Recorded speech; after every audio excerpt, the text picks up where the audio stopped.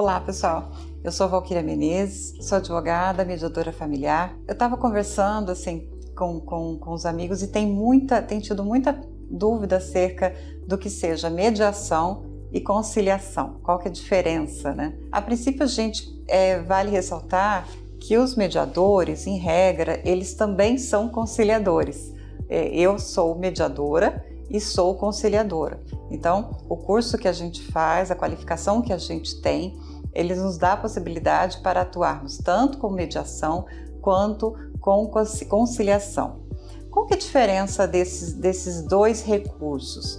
Tanto a mediação quanto a conciliação, elas são formas de resolução de conflitos que visam a autocomposição, ou seja, a gente busca que as partes tenham a autonomia e a possibilidade de criar e elaborar os seus acordos de acordo com aquilo que eles acham conveniente, daquilo que melhor lhe convier. Algumas das diferenças básicas, mais significativas, dizem respeito a quê? A mediação, ela lida muito com sentimentos.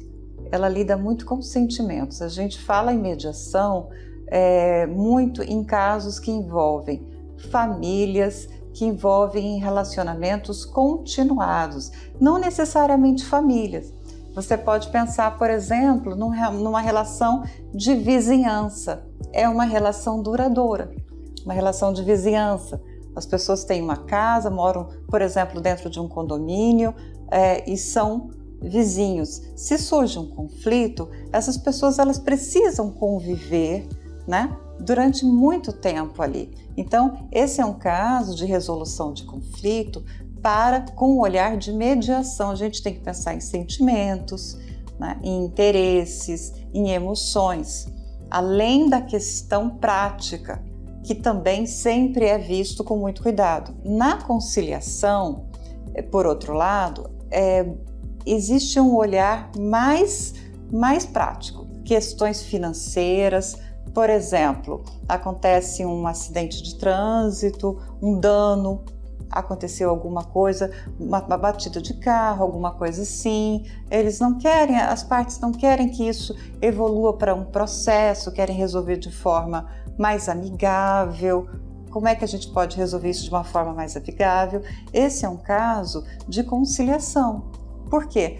Porque essas pessoas elas vão resolver as situações e depois elas não vão ter mais contato uma com a outra. Depois que o contrato tiver firmado, que a minuta tiver ok, elas podem seguir com a vida delas.